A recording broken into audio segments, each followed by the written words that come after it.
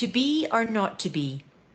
In this third learning activity of English.work 6, you will learn how to write biographies using simple tenses, productivity and accountability.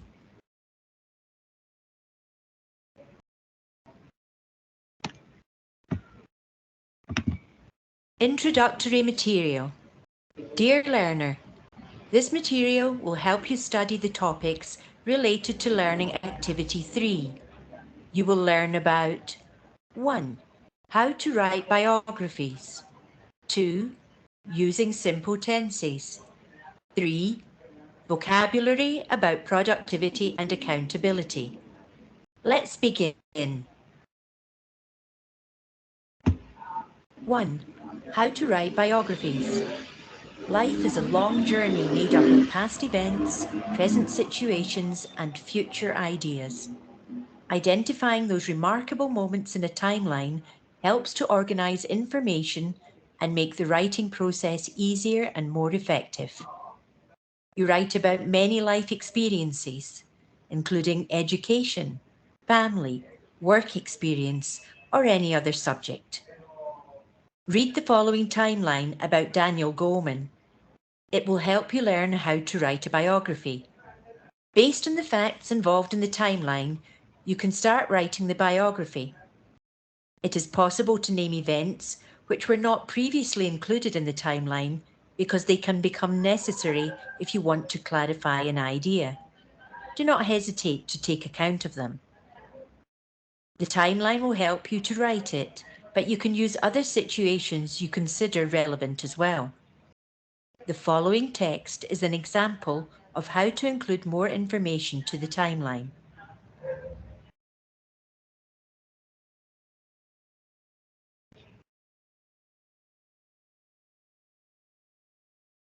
Daniel Goleman. Daniel Goleman is an American psychologist, researcher, and writer. He was born in Stockton, California on March 7, 1946. His parents were university professors, so he grew up in a very analytical and academic environment. Goleman received a scholarship to attend Amherst College, which is a prestigious institution that offers undergraduate programs that last 4 years. The program he attended was very important for his career, and it helped him to transfer from high school to the University of California at Berkeley. After that, Goleman returned to Amherst, where he graduated magna cum laude. His second scholarship was from the Ford Foundation to study at Harvard University. Goleman obtained his PhD from Harvard. There, he studied under the supervision of David C. McClelland. Goleman did not know at the time that McClelland would recommend him for a job at Psychology Today. It is one of the most important magazines about psychology in the world. Goleman also studied in India and Sri Lanka. He was able to study thanks to all the scholarships he received.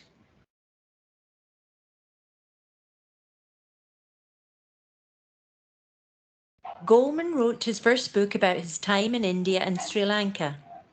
In 1970, he returned to Harvard as a visiting lecturer. Goleman's theory about psychology of consciousness was popular.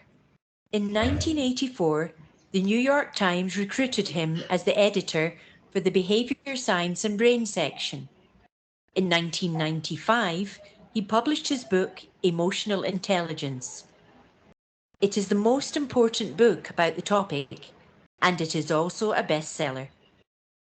Goleman co-founded the Collaborative for Academic, Social and Emotional Learning at Yale University's Child Studies Center. Nowadays, Goleman co-directs the Consortium for Research on Emotional Intelligence in Organizations at Rutgers University. He also manages the Mind and Life Institute. Have you ever wondered about the decisions you have made? We need to stop once in a while and think about our past, where we are now, and where our decisions are going to take us. Read the following questions and answers about Daniel Goleman's biography. What does David Goleman do? He is an American psychologist, researcher, and writer. What countries did he study in? He studied in the USA and India. When did he publish his book, Emotional Intelligence? He published it in 1995. What is Amherst College? It is an exclusive institution that offers undergraduate programs that last 4 years. Where is Daniel Goleman from? He is from the USA. Where did he obtain his PhD degree? He obtained his PhD from Harvard. How many scholarships did he receive? He received 3 scholarships. What is Goleman's field of study? His field of study is emotional intelligence. What do you think Goleman's future will be? He will research more about emotional intelligence.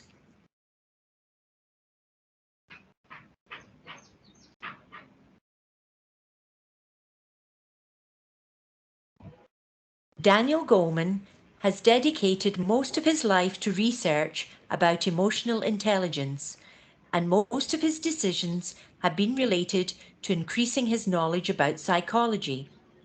He has published several books, and he will probably give more academic contributions to his field of study.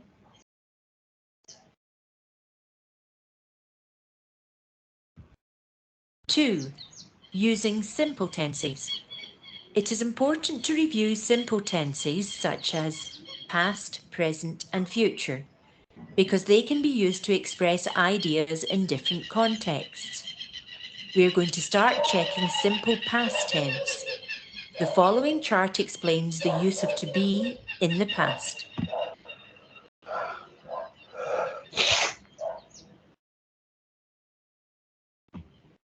For example, he was born in California. Were his parents academic professors? Yes, they were. David Goleman was not a mathematician. When you have to use a verb different from to be in the past simple, remember, for example, Goleman obtained his PhD from Harvard. Goleman did not know at that time. When did he publish his book, Emotional Intelligence? We use the simple present to talk about 1. Facts, generalizations, and universal truths. Example, the earth goes around the sun. 2. Habits and routines. Example, they usually play football on Sunday. 3. Permanent situations. Example, she lives in Cartagena. 4. Events that are certain to happen. Example, I am 30 years old next month. 5. Arrangements that we can't change. Example, the class starts at 7 a.m. 6. Stative verbs which are never used in continuous grammar forms. Examples, to be, to have, to suppose, to know. Example, I know the answer. 7. Narrations, instructions, or commentaries. Example, the woman asks, who's there?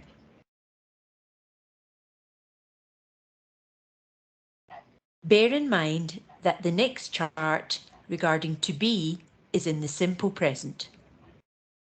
On the other hand, if you use a verb different from to be, keep in mind the following. For example, Daniel Goleman is an American psychologist, researcher, and writer. What does David Goleman do? The simple future can be formed using will or going to. In the next charts, there is a summary.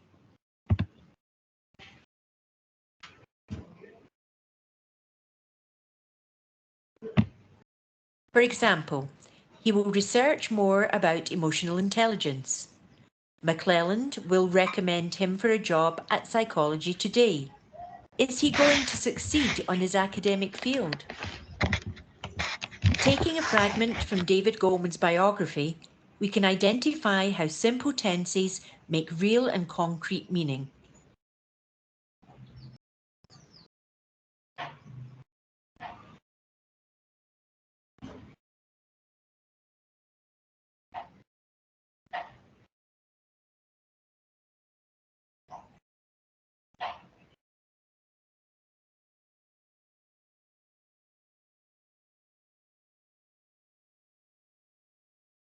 Three, vocabulary about productivity and accountability.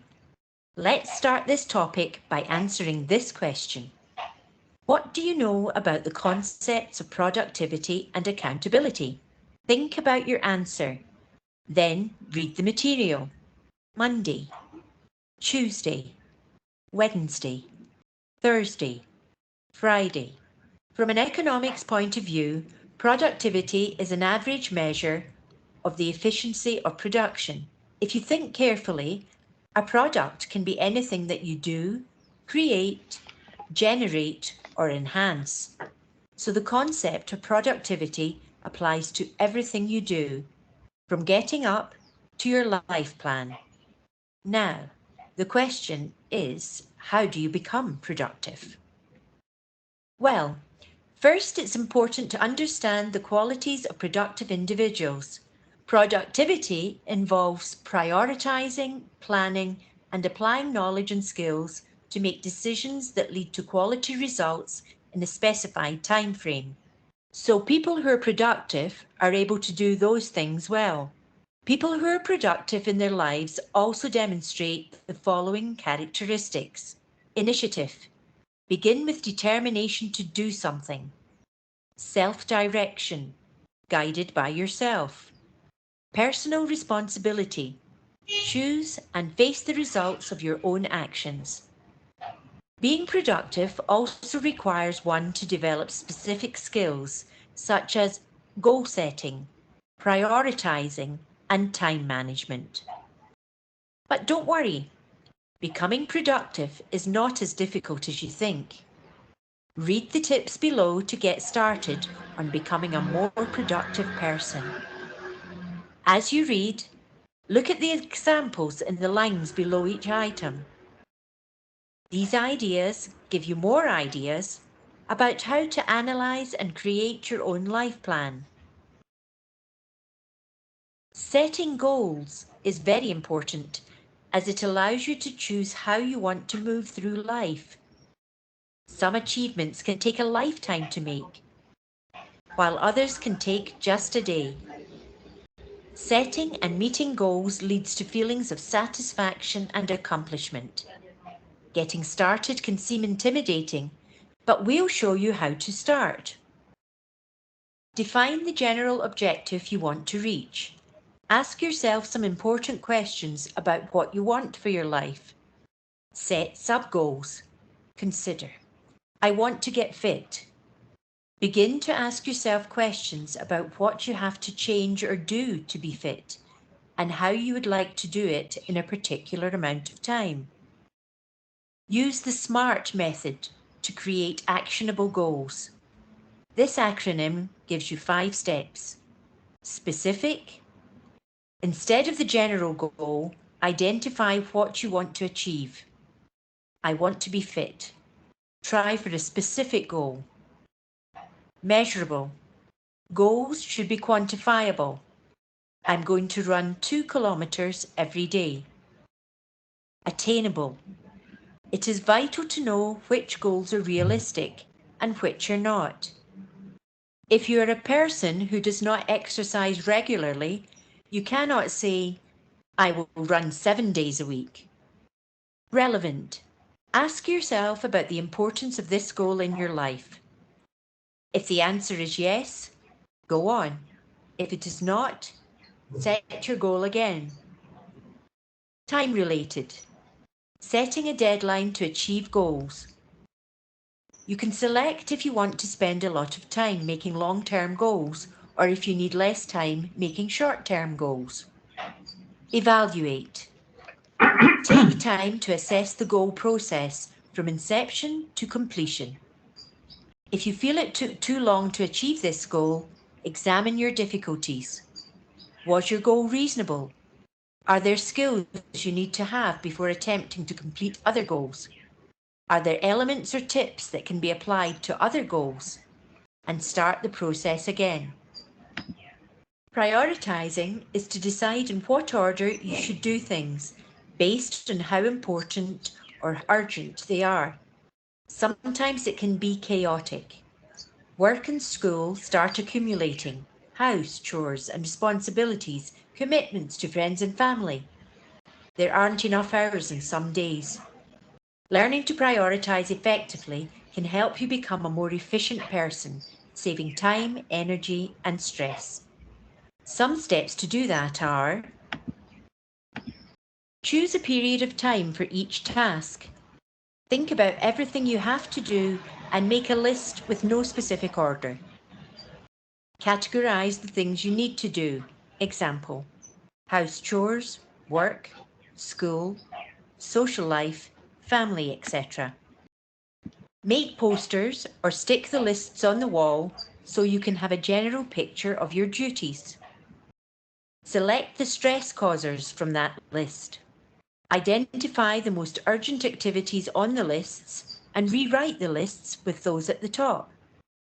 Alternatively, if everything is equally important and necessary, organize them alphabetically or randomly. Keep the lists visible as a reminder of what you need to finish. Cross or check the items you complete. It's great to post notes around the house. Managing time. These days, time seems to be shorter. We have devices that keep us constantly connected with work, with friends and family.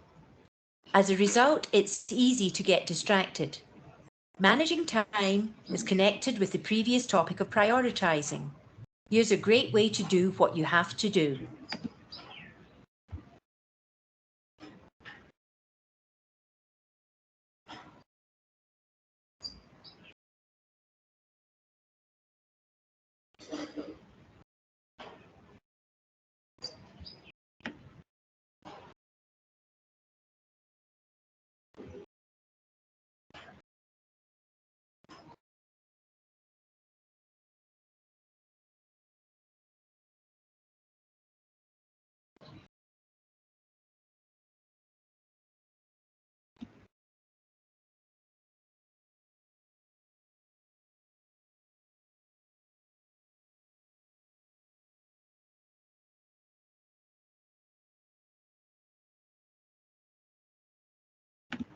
Productivity and accountability are very closely related concepts. You already know that productivity is related to setting goals, prioritizing, and managing time in order to accomplish something. Now we are going to deal with accountability. Accountability is the assumption of responsibility for actions, products, decisions, and processes, including the administration, governance, and implementation of tasks or responsibilities. It also includes the obligation to report, explain, and be responsible for resulting consequences of those actions. People demonstrate accountability through efficient time management, appropriate resource distribution, personal integrity, and self-monitoring. Accountable people complete their responsibilities and recognize the responsibility when they are unable to meet the productivity demands. Individuals who are accountable recognize the impact and the direct relation of their actions and the resulting consequences at all levels. Productivity and accountability in a person reflect the ability to learn new things in an autonomous manner, application of appropriate processes and tools to facilitate task completion, the required independence in a complex environment, identification of existing opportunities, motivation and commitment to achievement, assuming leadership roles, using previous learning and experience to apply knowledge and skills in a variety of contexts, self-confidence and self-respect. As you can see, these concepts are of great importance to face the challenges of today's society. Being productive and accountable are skills that will allow you to get what you want from life. You can apply them at any level: personal, familiar, spiritual, professional, academic, etc. It can be intimidating to think, how can I get those skills? Well, don't panic. The following is a list of tips for you to start having great, meaningful experiences by implementing the concepts of productivity and accountability in your life. Just take it easy and do a little at a time. Start by trying the ideas that are most important or significant for you right now, and then progressively try to implement the rest of them. Tips. Identify your most focused work time. The first step is to detect the times and days of the week when you tend to do your best work. Many people have more energy and can concentrate better in the morning. Depending on your activities, the morning tends to be quiet, while people are more interactive later in the afternoon. Do your most dreaded tasks first. Arrange your schedule so that you finish important tasks at your most productive times. For example, if you're having difficulties in reading on Friday afternoons, a low energy time for many people, try moving the task to Monday morning. Find a good accountability partner. Having someone else who expects you to do things as you say is a powerful motivator. Choose a person whose work ethic and discipline is equal to or greater than yours. Then identify concrete, measurable goals and timelines for which you will hold each other accountable. Check in weekly with your accountability partner. A regular check-in establishes a routine and keeps up your energy, allowing you to accumulate small successes and move on to new projects. By waiting longer than a week to meet your partner, you give each other more time to develop resistance and procrastinate. Don't worry, just do it. If you're home from work and find you're preoccupied by an unfinished task, finish it immediately. Sure, it may be the weekend, but spending a little time to finish the task is better than wasting time worrying about it and still having to do the job on Monday morning. It's better to have peace of mind than be distracted the whole weekend.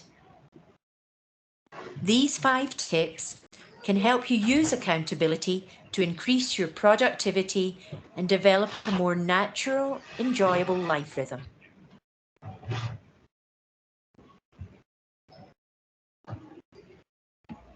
Contextualization. Listen to the following dialogue between Joanna and John. What's up, Joanna? Hi, John. What are you doing? I'm trying to make a decision. I want to buy a new laptop, but I'm not sure which one because there are too many options. I think the first step is to prioritize. What do you mean? You should start writing a list about what you like and what you need in a laptop. That's a great idea. Then, select the most relevant features in terms of utility, versatility, and price. Of course, I have to keep in mind the design and the device performance as well. That's right. Once you know what you want to buy, you should go to the store a couple times before you buy it. Is it necessary? I consider we can get a better purchase if we buy slowly and plenty of time to think about it. Now that you mention it, it makes total sense for me.